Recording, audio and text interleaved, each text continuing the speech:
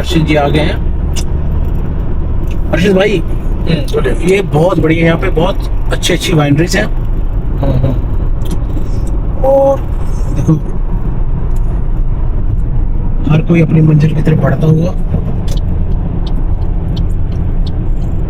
ये है हमारे मेलबर्न के, इसको बोलते हैं पेनिनसुला फ्रीवे, है ना? इसको इसको क्या बोलते हैं इसको? इसको पता नहीं, मैं मॉर्निंगटन पेनिनसुला। हाँ, मॉर्निंगटन पेनिनसुला। ये दिखाना है इनको थोड़ा सा, यहाँ पे ना सीनिक व्यू बहुत बढ़िया है।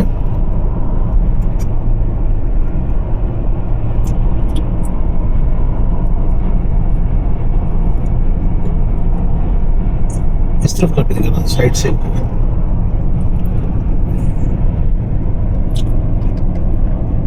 यहाँ पे एक चीज नोटिस की है आपने, आपको दिन में भी पूरे दिन चांद दिखता है यहाँ पे। हाँ, वो चांद यहाँ पे है ही बहुत ज्यादा। चांद एक ही है ना? नहीं नहीं, गोरियां तो चांद का टुकड़ा ही है। मैं एक्चुअल चांद की बात कर रहा हूँ। नहीं नहीं, वो कितना चेहरा है जहाँ चांद खिला है।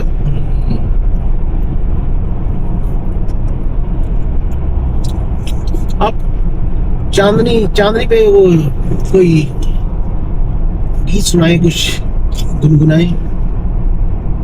तो गीत नहीं सुना सकते ना, वही इसमें YouTube पे अगर आप डालोगे तो अननेसेसरी वो ब्लॉक कर देगा। Okay okay.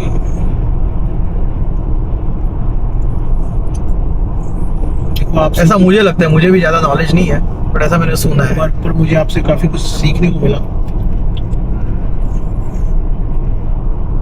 यहाँ पे काम चल रहा है, देखो सड़क बन रही है। सड़क ऑलरेडी बनी है, उसकी मुरम्मत चल रही है, रिपेयर वर्क।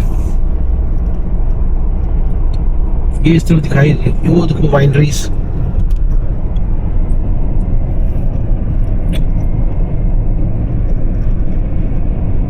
अगर बंदे ने मजा लेना है ना, लॉन्ग ड्राइव पे निकल जाए। घंटे 2 घंटे लगाए, कॉफी पी, वहाँ पे कोई छोटे से टाउन में जाए, कुछ खाए पिए, घूमे, रिलैक्स हो जाए। इन बड़े शहरों में यही चीज होती है, यहाँ पे लाइफ बहुत तेजी से भागती है। और एक अच्छा है, अभी जब विंटर भी आता है तो बर्फ भी हमारे काफी नजदीक है। माउंट बोबो जो है, माउंट बॉबो बुलर तो काफी दूर है, बट बोबो तो अपने यहाँ से मुझे ख्याल से 1.5-2 घंटे में तो हम पहुंच जाते हैं। और अच्छी बर्फ होती है वहां पे। समर में आप बीचेस में चले जाओ। ये यहाँ पे बहुत अच्छी अच्छी चीजें हैं। ये वो जो क्या बोलते हैं उसको, वो ऊपर जैसे ट्रॉली सी चलती है, क्या बोलते हैं उसको? हाँ बताइए, केबल का।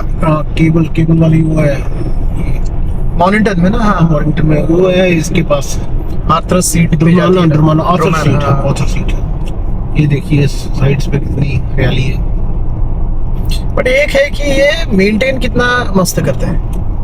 यही नहीं कि लगा दिया है, लगाने के बाद उसको मेंटेन करना इज वेरी डिफिकल्ट।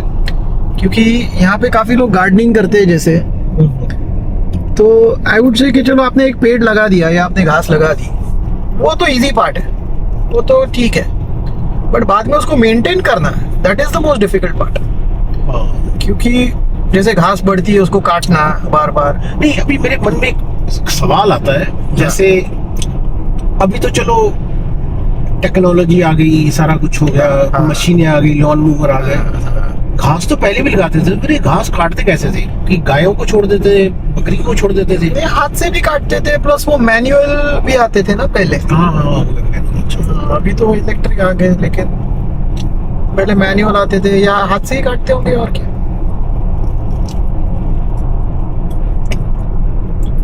आप मुझे बता देना कौन सा एग्जिट लेना है हमने, ऐसा ना हो सीधा ये 4.9 किलोमीटर के बाद C987 रेड हिल फ्लिंडर्स वाला एग्जिट है आपको। रेड हिल फ्लिंडर्स, ओके। और हर्षद जी, आप बताइए, आप इंडिया में और कौन कौन से जगह में गए, कहाँ घूमे? इंडिया में एक्चुअली मेरा गांव पड़ता है MP में, मध्य प्रदेश में। हाँ, जो नागपुर से अराउंड 60 किलोमीटर है। ओके, तो क्या नाम है आपके गांव का? हमारे गांव का नाम वैसा है साओंगा। सोंगा? हाँ, और वो पड़ता है छिंदवाड़ा में। तो ऑब्वियसली वहाँ पे तो बहुत बार गया हूँ, मतलब बचपन में तो हम लोग एवरी समर और दिवाली जाते थे। ओके। और उसके बाद आप फिर ये जैसे आपकी मिसेस वो पूना से हैं। आप बिलीव नहीं करोगे, मैं जब अपनी वाइफ को मैंने फर्स्ट बार जब मैं मिला था, वो मेरा लाइफ का पहला दिन था जब मैं पूना गया था। रियली? यस। तो मैं एक जगह जॉब कर रहा था एंड हमारी क्लाइंट मीटिंग थी पूना में, एंड उसी दिन हमारा मिलना भी डिसाइड हुआ था। तो मैं उसी दिन उनको मिला था। तो पूना एक्चुअली मैं मतलब पूना से मैं पास बहुत हुआ हूँ बहुत बार, ऑब्वियसली बचपन में यहाँ वहाँ जाते रहते हैं, तो पूना से क्रॉस हुआ है, बट पूना में आज सच में कभी नहीं गया था अंदर, या मतलब ओवरनाइट नहीं, कभी ऐसे नहीं। तो फिर वो मेरा फर्स्ट था, और बाद में शादी के बाद तो ऑब्वियसली जाना ही पड़ता आपकी जानकारी के लिए बताऊं कि मैं भी पूना में 4 साल रहा हूँ, है। CME college of military engineer वहाँ पे, और मेरी बहुत बचपन की यादें पूना में है। अभी मैं कोशिश करता हूँ फेसबुक के माध्यम से और अपने उन दोस्तों को ढूंढने के लिए जो मेरे साथ पढ़ते रहे, पर अनलकीली मुझे अभी तक मिला नहीं कोई, शायद मेरी ढूंढने में कोई कमी है। पर स्टिल बिकॉज मेरा बचपन वहाँ पे गुजरा था, वहाँ पे केंद्र विद्यालय में हम पढ़े जो कैंट में है, और बहुत बढ़िया कैंट उसका, जबरदस्त। और मुझे उसकी सबसे अच्छी बात ये लगी कैंट की कि कैंट में एक तरफ गुरुद्वारा है, मंदिर, मस्जिद, सारा कुछ साथ साथ है। और वहाँ से कैंट के पास से नदी गुजरती थी, नदी का मुझे नाम नहीं मालूम, शायद भूल गया, पर उसके वहाँ से गांव था, भोपकिल गांव का नाम था। वहाँ से हम जाके कंचे लेकर आते थे। बहुत प्यारा सा गाँव था। और हमारे स्कूल के पास पहाड़ियाँ थी, 2 पहाड़ियाँ, मतलब वहाँ पे हम जाते थे। वहाँ पे रैंडमली संतरों के पेड़ लगे होते थे, हम सारे क्लास के जो लड़के थे छुट्टी के बाद वहाँ पे जाते थे और संतरे तोड़ के लाते थे। तो पास में एक गन्ने का खेत भी होता था। संतरे तो हमारे नागपुर में, हमारे गांव में तो बगीचे हैं, और जब भी जाते थे तो उन पेड़ों के नीचे खेलना, वहीं पे सो जाना चादर डाल के मिट्टी में, और फिर वो खेती में खाना बनाना चूल्हे पे। यार वो बात तो ना अपने आप में ही बहुत जबरदस्त था। वो जो खुशबू आती है चूल्हे की, उससे ही मजा आ जाता है। सही बात है। और आपके वहाँ का जो मेन फूड है कौन सा है? वैसे तो हमारे यहाँ पे जैसे हम ज्यादा करके समर में जाते थे, तो जैसे हमारे साथ कोई ड्राइवर आए तो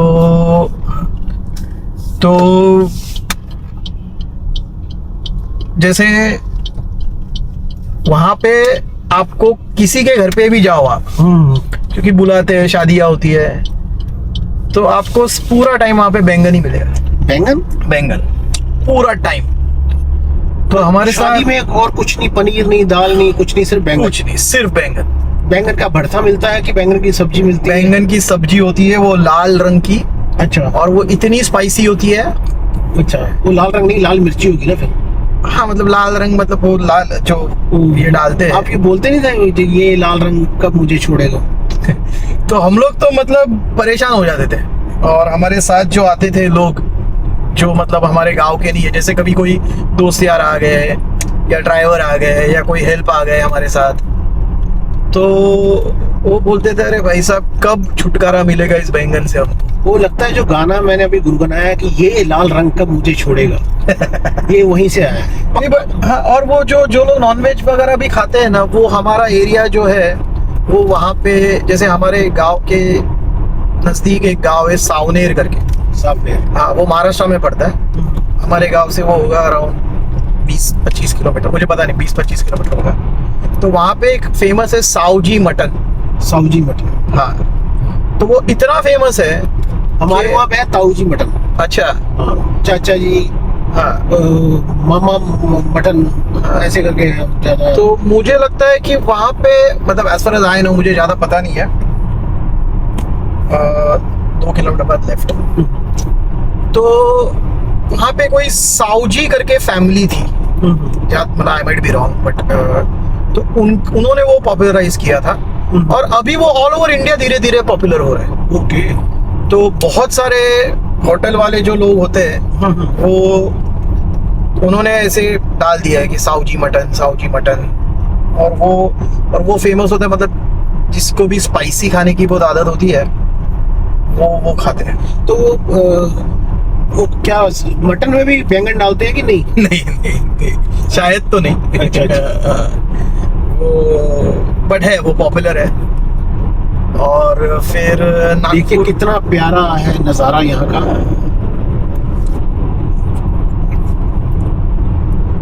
ये मॉनिटर आने की एक ये जो ब्यूटी जो है ना, और हमारे मेलबर्न से, ये अपने आप में ही ना कुछ बयां करती है। एग्जैक्ट, अपने आप में ये कविता है, ये वो कविता है, ये वो वाली कविता नहीं है, ये वो कविता है जो अब तक किसी शायर ने गुनगुनाई नहीं। ये वो शब्द हैं जिस पे किसी ने कुछ लिखा ही नहीं। और एक ब्यूटी मेन मुझे क्या लगती है कि यहाँ पे ट्रैफिक लॉज और ये सब इतने स्ट्रिक्ट है लेफ्ट कि लोग गाड़ियां भी, मतलब इतना खुला रोड होने के बावजूद, इतनी अच्छी गाड़ियां होने के बावजूद भी लोग बहुत ही ढंग से गाड़ी चलाते हैं, एक दूसरे का रिस्पेक्ट करते हैं, स्पीड नहीं करते हैं। और हर्षद जी आपकी बात सही है कि देखो, अगर हम इंसान, ये सारी चीजें इंसानों के लिए बनाई गई है ताकि हर नागरिक इनका पालन करे, ताकि दूसरे भी जो रोड यूजर है वो भी सेफ रहे, सारे सेफ रहे, इसलिए ये चीजें बनाई है। अगर ये स्ट्रिक्ट रूल्स ना हो तो यहाँ पे तो जंगल राज बन जाएगा, यहाँ पे तो कोई भी कुछ भी करेगा। फिर भी कुछ शरारती बच्चे या कुछ लोग करते हैं, शायद वो बच्चे ही होते ज्यादा करके। हाँ, वो देखो इंसान धीरे धीरे करके सीखता है, वो भी जब बड़े हो जाएंगे वो भी इस चीज को रियलाइज करेंगे कि इसके पीछे कारण क्या है, क्यों ऐसे वो नियम बनाते हैं कि सारे उस चीज को फॉलो करें। अब कितनी दूर रह गए हैं? अभी हम लोग 10 मिनट और है। ओके चलो 10 मिनट से आपसे बातें करते हैं। अच्छा, आप बता रहे थे कि वहाँ पे, अच्छा जैसे हमारे में तो पहले जाते हैं चाय के साथ चमचम, गुलाब जामुन ये मिलता है, तो आपके जब चाय के साथ क्या बैंगन देते हैं, क्या देते हैं? नहीं, चाय के साथ पकौड़ा समोसा कुछ मिलता है कि नहीं? यूजुअली मतलब मैं तो, मतलब मुझे ज्यादा पता नहीं है, बट मैंने जितना देखा है चाय के साथ यूजुअली बिस्किट तो है, खाते ही ये लोग। और जो यूजुअली सेव वगैरह जो होते हैं, सेब, सेव वो मतलब उसको क्या बोलते हैं, सेवियां। हाँ सेविया, वो जो होते हैं थोड़े स्पाइसी होते हैं वो, या चिवड़ा होता है। अच्छा, चिवड़ा बहुत पॉपुलर है महाराष्ट्र में, वो होता है। और या बटाटा वड़ा हो गया, समोसा हो गया, अभी तो जैसे जैसे जिसकी चॉइस है। मैं तो लेकिन सबको बोलूँ कि आप चाय पीते हो तो उसके साथ बिस्किट मत खाओ, बिस्किट मत खाओ। या आप पहले चाय में चीनी डाल रहे हो, उसके बाद आप मैदा प्लस शुगर, तो और बहुत ज्यादा, मतलब लोगों को लगता है अरे मैं, आप बोल रहे हो कि चाय के साथ बिस्कुट मत खाओ, मैं तो कह रहा हूँ चाय भी मत पियो। हाँ चाय भी मत पियो, उसको अगर आप पी सकते हो तो कुछ और P low, black coffee P low, black coffee P low, पानी पी लो, या चाय पियो बिना दूध कोकोनट वाटर पी लो, और बहुत चीजें, लस्सी पी लो, सबसे बढ़िया है। आप में एक अच्छा लस्सी का कल्चर बहुत जबरदस्त है। हम पंजाबी लोग हैं, फिर हमारे में लस्सी पीनी और लस्सी करनी भी चीज होती है। आप किसी के साथ मजाक कर रहे हो ना, या किसी का अपने आप ही मजाक हो गया तो उसको बोल देंगे इसकी लस्सी हो गई, लस्सी कर दी इसकी। वो ये जैसे मैंने पहले आपको बताया कि हमारे पंजाबियों की हर मतलब वर्ड में डबल मीनिंग्स है, कईयों के तो डबल से भी 3-4 ज्यादा मीनिंग्स है।